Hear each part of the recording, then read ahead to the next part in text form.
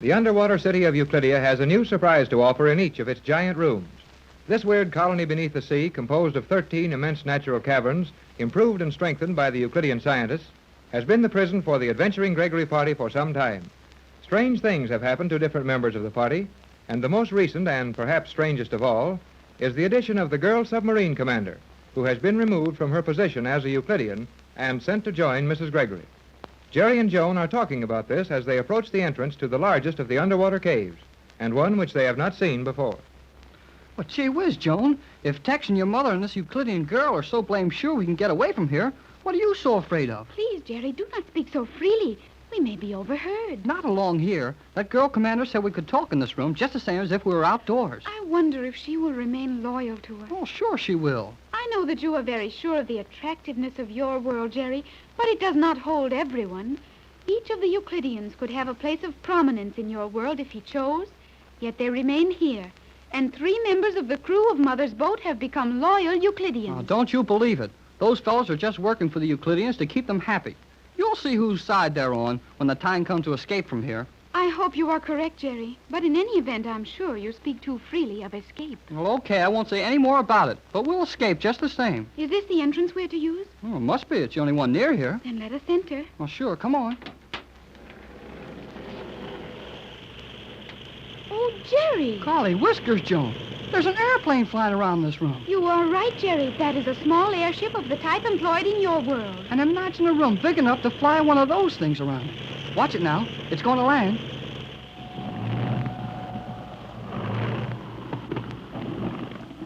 Jerry, there is no one in that plane. There ain't what? Not ain't. No, isn't either. You're right.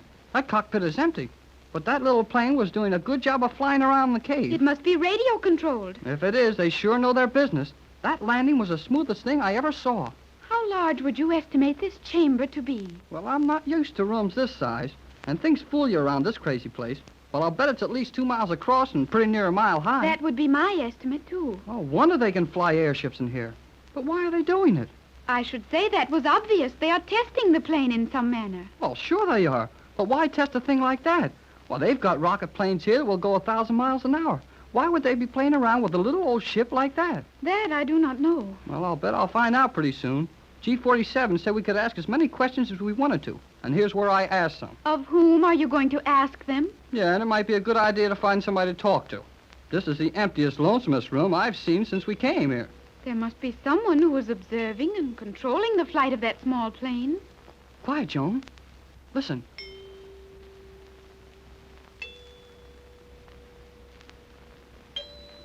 Jerry, isn't It sure is. Why, that must be the old guy who experiments with notes of music.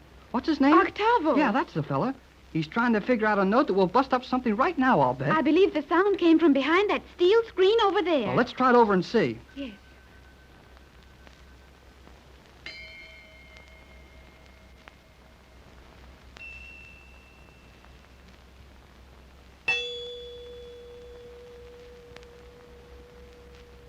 Yep, you're right, Joan. There's the old boy. Hello there, Octavo. He's very deaf, Jerry. I do not believe he heard you. Well, let's get around in front of him. Hello there. I said hello. Who are you? I'm Jerry Hall. And I am Joan Gregory. I know you.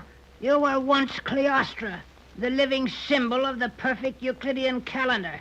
Now you are an outcast. The choice was mine. The choice of the outcast is usually his own. Hey, look here, mister. We didn't come around here for you to make wisecracks to us. Was there any purpose in your coming? Sure there was. Then state it. I'm busy. We will not interrupt, but G47 gave us permission to visit various parts of Euclidia and ask questions regarding anything we did not understand. And there's plenty we don't understand. I can believe that of you. Well, never mind that stuff. Is it all right if we watch what you're doing? If G47 has given his permission, it is not within my province to deny a request. No, okay. We won't get in the way. What are you doing? Did you observe the flight of that robot-controlled plane? Yeah? We witnessed the end of a flight as we entered this chamber. I am working with the destructive musical notes, searching for the keynote of the motor in that plane. When I find it, the plane will crash. I should think it would. I will be interested in studying the results.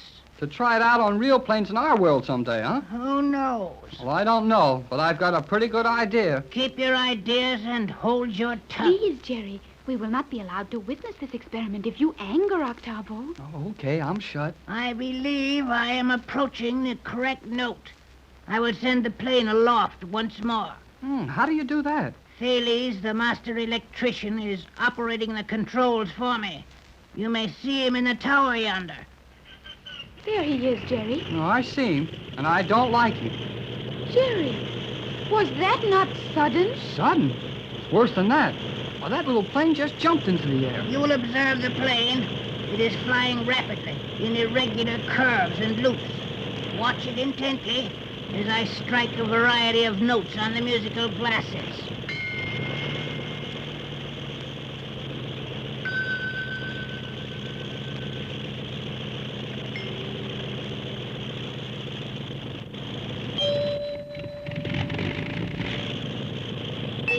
Hey, Octavo, when you hit that other note, I thought the motor of the plane started acting There up. was a change in the sound of the plane. I observed that.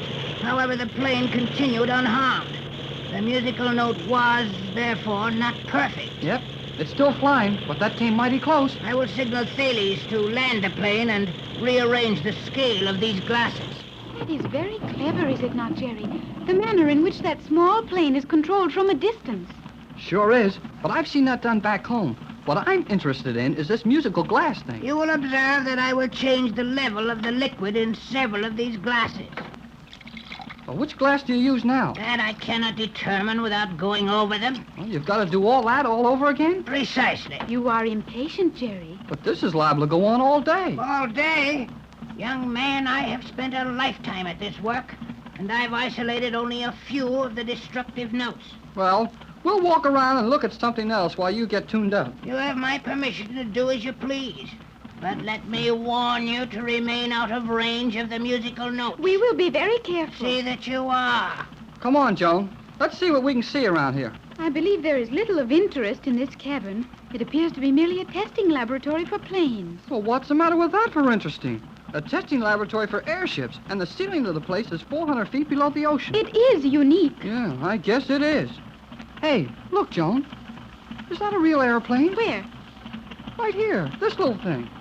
It appears to be. I never saw anything that small that was supposed to fly except a kite. Oh, do not touch it. Oh, well, I wouldn't hurt it any. Nevertheless, I would advise you to leave it alone. Oh, okay. Sounds like October's getting ready to try it again. The little airplane is still standing idly. Well, I guess the old boy knows he hasn't even got a note to close to what he needs. There is the control tower, Jerry. And Thales looks like he's got some fun out of doing something to us. I think that Thales and Cheops are now both very dangerous enemies. And I know they are. G-47 punished both of them for letting that rocket plane crash while Tex and I were along. And they acted like it was our fault. The captain's quick action in saving all of your lives made Cheops and Thales look very foolish. And the Euclideans do not enjoy being the object of ridicule. Well, I don't think anybody does, but it's too late to worry about it now. Did you notice, Jerry, that there are clouds up near the ceiling of this cavern? Clouds? Well, by Jiminy, you're right, Joan. And that's sure something to tell the folks. A room under the ocean so high that it has clouds in it. Of course, the clouds might easily be formed by vapors arising from the damp floor of the cave. Something going on again. The old man is striking his musical glasses. And the plane's taking off again. Maybe we'll see something this A time. number of the notes have been struck, and there is no obvious effect on the plane. The old boy's staying right with it, though. He must think he's got something. He has unlimited patience. One thing you've got to say for Thales, he sure knows how to run that plane by remote control. Jerry, I believe Octavo is nearing the solution of his problem. What makes you think so? He is striking that one note continuously. Yep, he is. Maybe that's the one. We'd better watch that little plane mighty close now.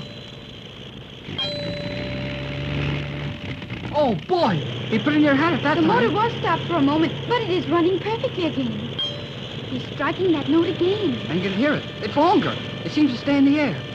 Jerry, that motor has stopped. And the plane is falling. No, the motor is functioning again. Boy, that was close. I wonder what he'll do now. He is repeating that note. Yep. And this time he's really making it stay in the air. Motor is uncertain. No, it has stopped. He's got it, Joan. He's got it this time for sure. The plane is falling. Oh, Uncle Thales is working the controls in an attempt to keep it afloat. He'll never keep that ship up. Look, Joan, the motor wasn't the only thing the musical note hit. The wings. See how loose and floppy they The are? entire plane is going to pieces. It is. It's going to crash.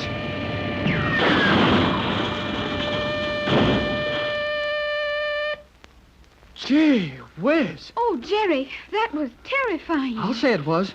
Suppose that had been a big plane with people in it. Perhaps a human pilot in the plane could have kept it aloft. Not a chance. Nobody can fly 'em when the wings come off. I've heard Captain Bradford say that. Well, young man, you do not seem to be in such a light mood now.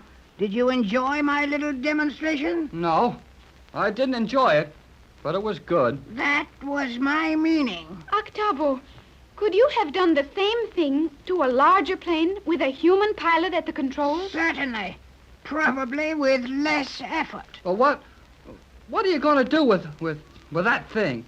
Can you not imagine the effect such a demonstration would have on your country, for example? Gee, you wouldn't dare do anything like that. That is a foolish remark, and you know it only too well. Yeah, well, I guess I do. Jerry, let us return to our quarters. It suits me. And if we've got to see things like this all the time, well, I'd just as soon not do any more looking